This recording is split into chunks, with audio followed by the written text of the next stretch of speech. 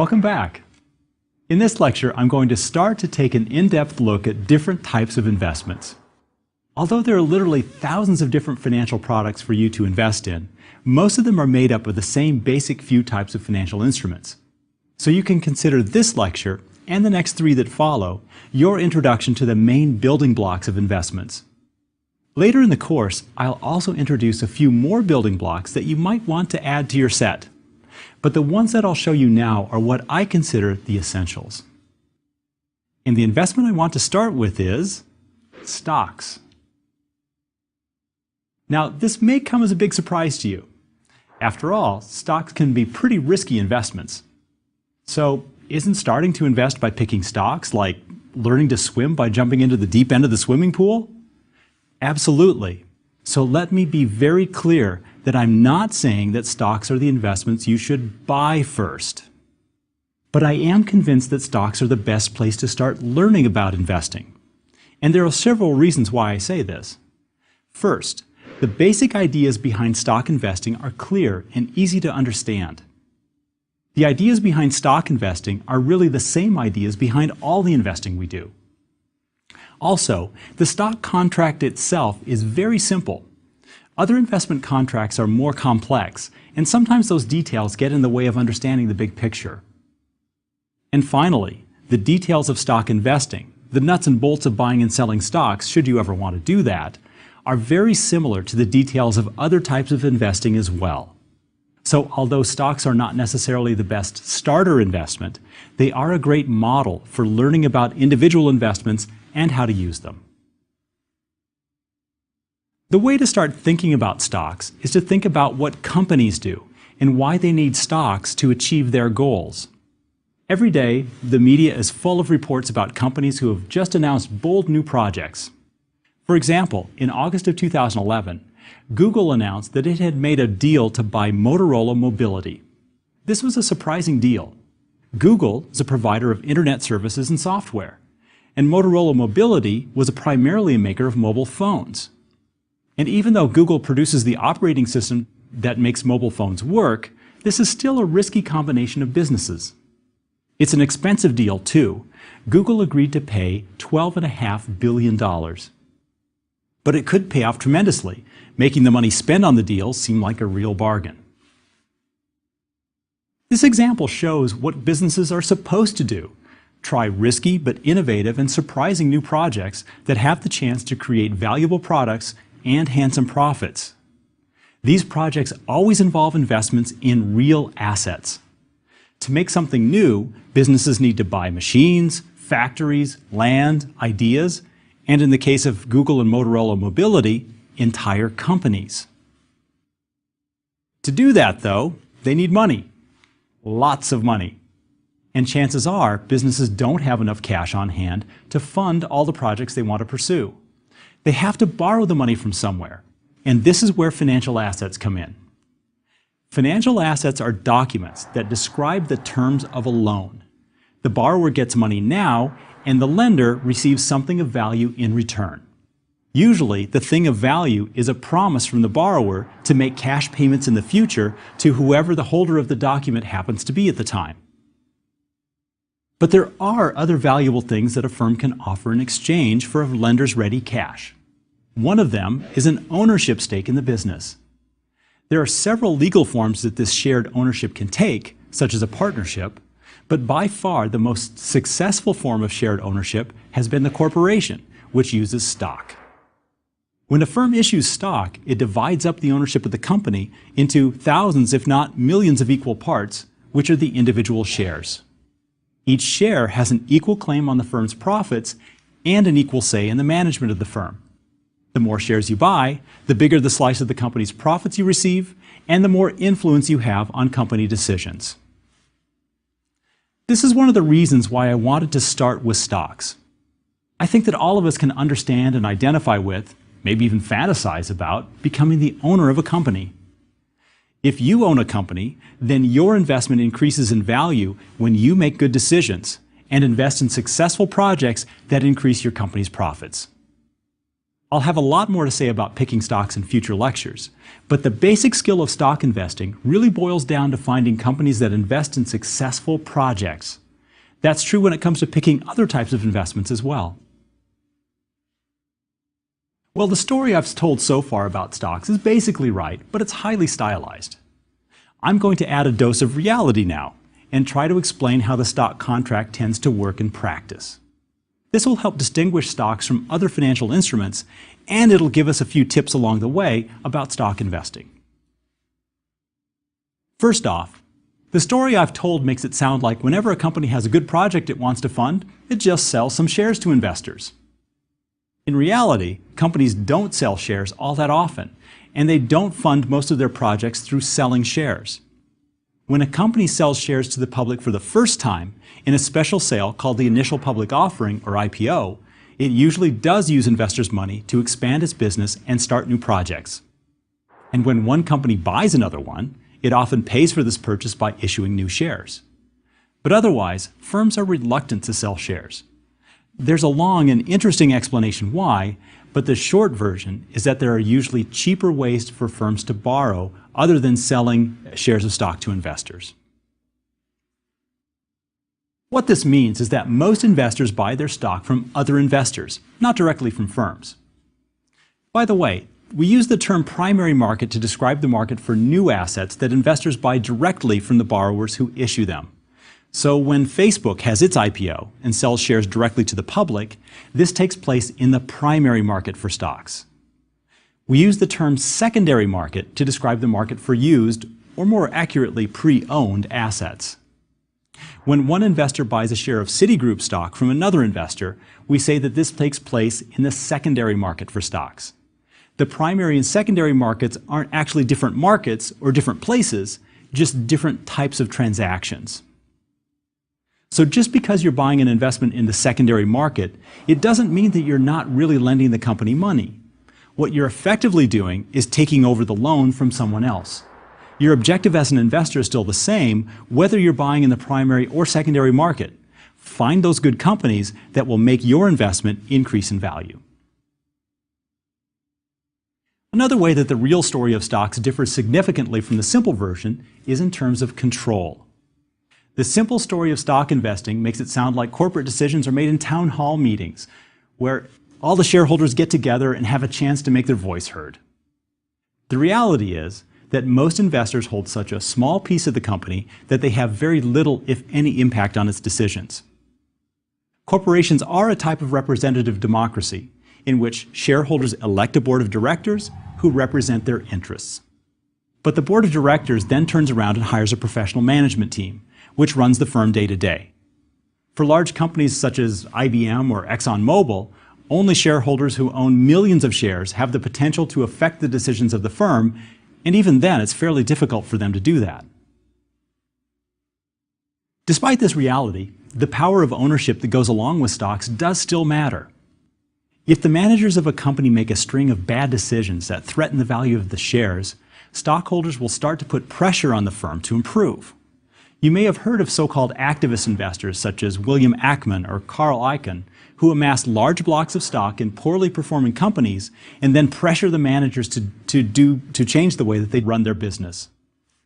Because of activist investors and other mechanisms that I don't have time to get into, bad managers eventually get punished and their firms get reformed, while good managers eventually get rewarded and their firms get more valuable.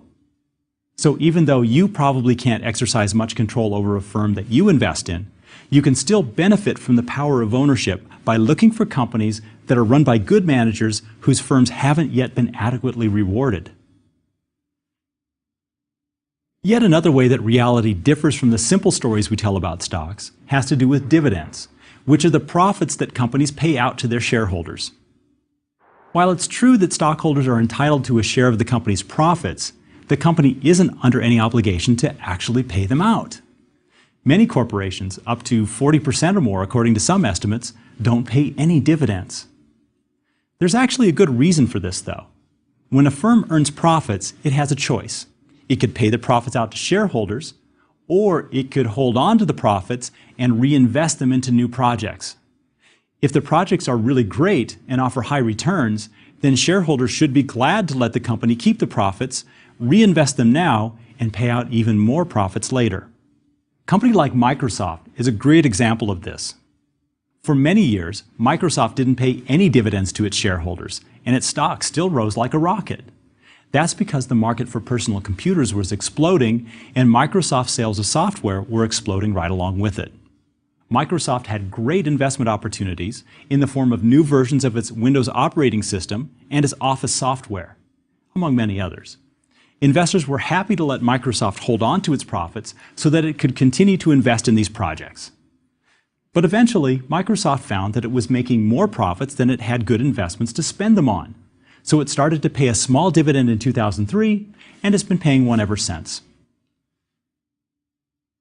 The final reality of the stock contract that I want to mention is that if you buy a stock, you'll have to sell it sometime if you want to convert it to cash. A stock is technically a loan with infinite maturity, so the company won't ever actually pay back the loan. In reality, of course, most companies come to an end eventually, but there are some companies out there that have lasted for 100 years or more, like AT&T. And, as I just mentioned, a stock may not ever pay out any cash dividends at all, so you may not get any interest on the loan either. Why is it important that you have to sell your shares to cash out your stock investment? Well, combine this fact with one I mentioned a few minutes ago. Firms don't sell much stock directly to investors. You usually have to buy stock from someone else. Together, these two facts imply that trading is an essential part of investing in stocks. You may not trade very often, but you should know how to do it safely, and you should know what your options are in terms of trading services. Let's start to think about trading stocks by making clear what it is you're trading. Stocks, and all other financial instruments, used to be physical documents. Companies had special certificates made for their stocks, which often had designs on them that were as elaborate as the designs on money. When people traded stock, they actually had to physically deliver these certificates to each other in order to complete the sale. Well, needless to say, this can get a little cumbersome, and it isn't all that secure either. That's why stocks and other securities have been largely dematerialized over time. That's a fancy, almost science fiction-y term, but all it really means is that we keep track of stock ownership through electronic records rather than by possession of physical documents. Specialized financial institutions called depositories are the official storage places for most securities these days. The depository stores the shares electronically, keeps track of who owns the shares at all times, and effectively transfers ownership of shares when they change hands. It's an essential part of the financial market, but not one you hear about all that much. Stocks, like most financial assets, tend to trade in organized markets. Most investors who buy and sell securities like stocks will have to go through an intermediary, a middleman, if you pardon the gender bias there. And there are two types of intermediaries in the financial markets. How they differ and the way they earn a living is important to keep in mind. One type of intermediary is a broker. A broker simply helps buyers locate sellers, and vice versa, and arranges a sale. A broker may also help buyers and sellers agree on a price. The buyer or seller, or both, pay a fee or a commission to the broker for these services. One type of broker that most people have experience with is a realtor. A realtor helps bring buyers and sellers of homes or other properties together, facilitates the sale, and collects a commission for doing all that. Generally speaking, if you want to invest in individual stocks, you'll need to set up an account with a broker. A brokerage account operates a lot like an ordinary bank account, except that, in addition to cash, your account also contains the securities that you buy. When you buy stocks through a broker, technically the broker is registered as the owner of the shares in the securities depository. But the broker's internal accounts will show that you have a claim on your broker for those shares. This is done so that the shares can be transferred very quickly, and this practice is known as holding the shares in street. You don't have to worry about holding your shares this way with a reputable broker. Brokers have to comply with a lot of regulations that make sure that they can't misuse the customer's money and securities. And there is a fund, like the FDIC, that protects the value of your account if the brokerage firm goes bankrupt. It's called the SIPC, or Securities Investor Protection Corporation. You have lots of choices among brokers these days, but the main difference between brokers boils down to two questions. The first question is how much human contact you want from your broker. There are still lots of human brokers out there, and they'd be glad to take you on as a new client. On the other hand, there are online brokers that will let you do almost everything yourself at your convenience. And you can have some kind of mixture of the two. Keep in mind that human brokers can be great resources. Their knowledge and experience can go well beyond stocks into all areas of investing and financial planning. In fact, many brokers these days double as financial planners. But that human touch and the advice does come at a price. And brokers are people too, with their own biases and incentives. If you do choose to use a live person, make sure you know how the broker is earning money by working with you. Brokers earn fees by providing services, and they earn commissions from selling products.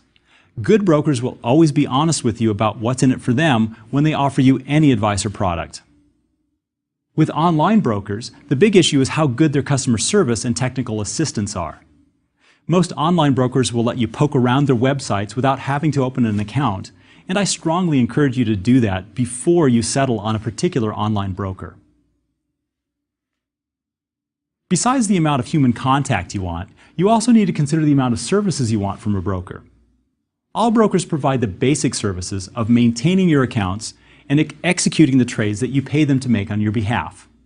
But some brokers provide additional services.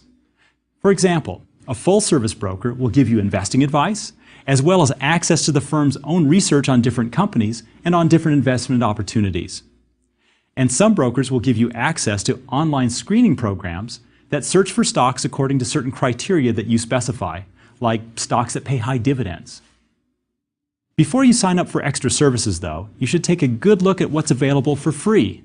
You may well find that for the type of investor you want to be, there's plenty of good data, analysis, and advice to be had for the price of your monthly internet service. Now let's talk about the other type of intermediary, the dealer. A dealer also connects buyers and sellers, but does so indirectly. That's because dealers are traders themselves. Dealers announce to the market that they will sell a specified security to anyone who is willing to pay the dealer's asking price. We call this price the ask price for short. At the same time, dealers also announce that they will buy this security from anyone who is willing to sell at the dealer's offering price. We call this one the bid price. So a dealer is always ready to sell to you at a price called the ask price or buy from you at a price called the bid price. This makes life convenient because you don't have to wait for a broker to find someone for you to trade with. You can go to a dealer and buy or sell immediately. Now, the dealer earns a living from this by setting the ask price, the price at which the dealer will sell a share of stock to you, higher than the bid price, which is the price that the dealer will buy a share of stock from you. So when the dealer buys a share of stock from someone and turns around and sells it to you, he or she earns the difference between the bid price and the ask price, which is called the bid-ask spread. Now, it may seem unfair at first that you have to pay a higher price to buy than you'd get from selling. But the fact of the matter is that when you buy or sell most financial instruments, you have to pay something.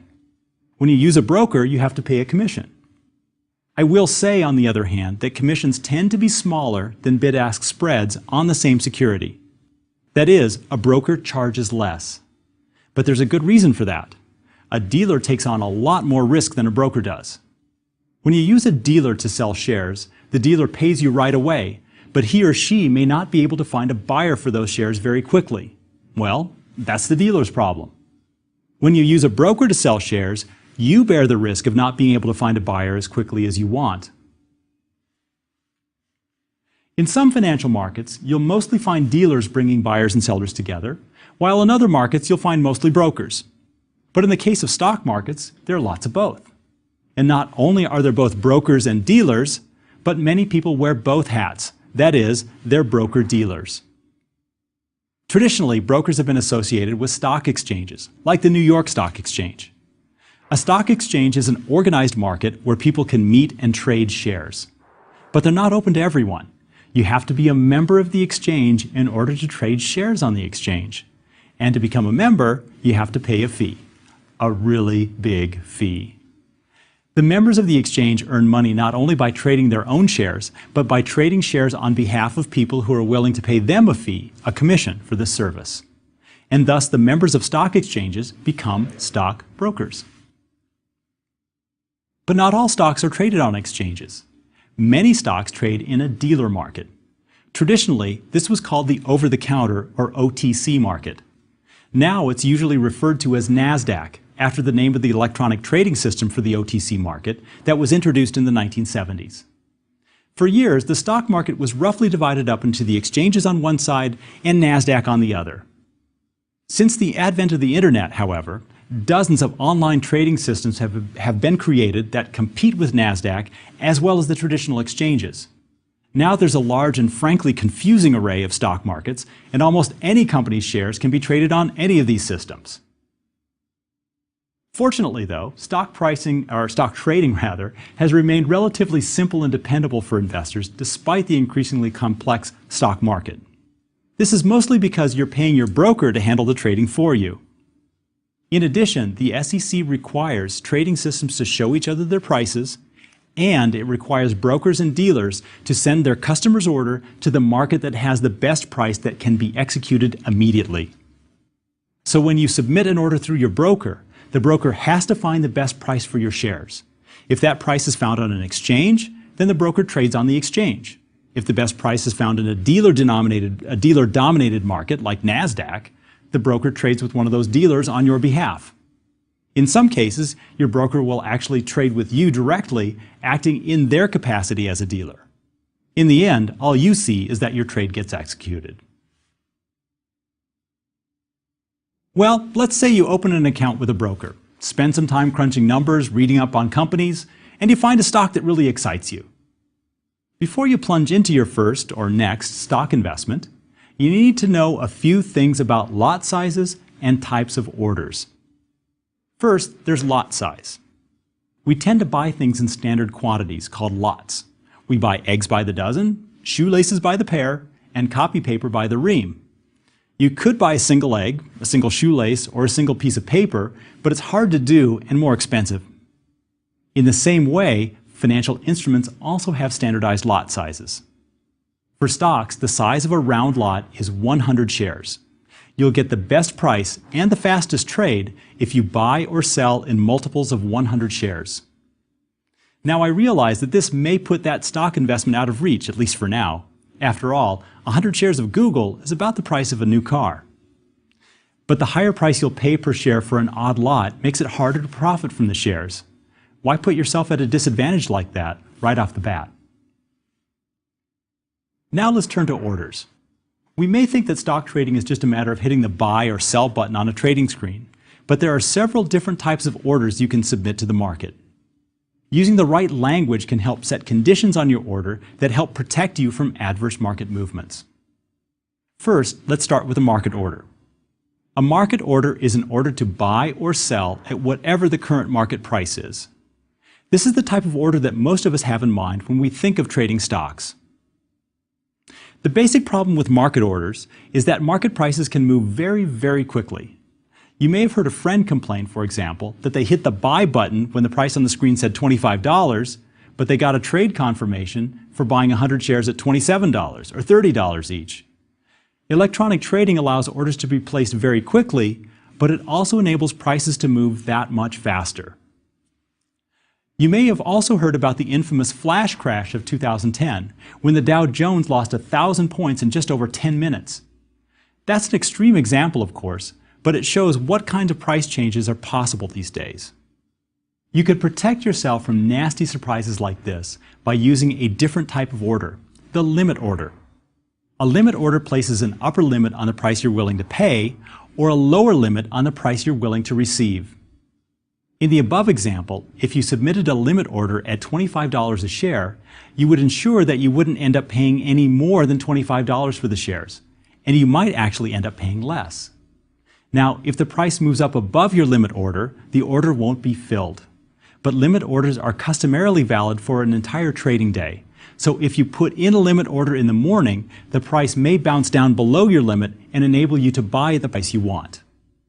Technically, what happens is that your limit order is entered into what is called a limit order book, which is maintained by the electronic trading system. The limit order book basically shows the demand and the supply curves for shares. And as an economist, I just had to mention that.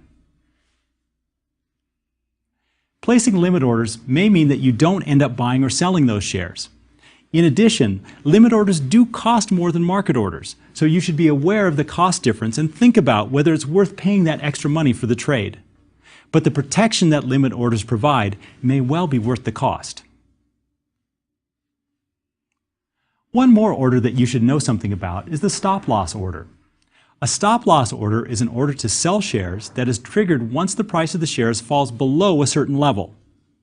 So if you set a stop-loss order for 100 shares of Verizon Wireless at $80 a share, the sell order is placed as soon as Verizon Wireless's price goes to $79.99 or less. Now, the problem with stop-loss orders is the same problem with market orders. Once the price goes below the stop-loss level and the order is submitted, the price can keep falling dramatically.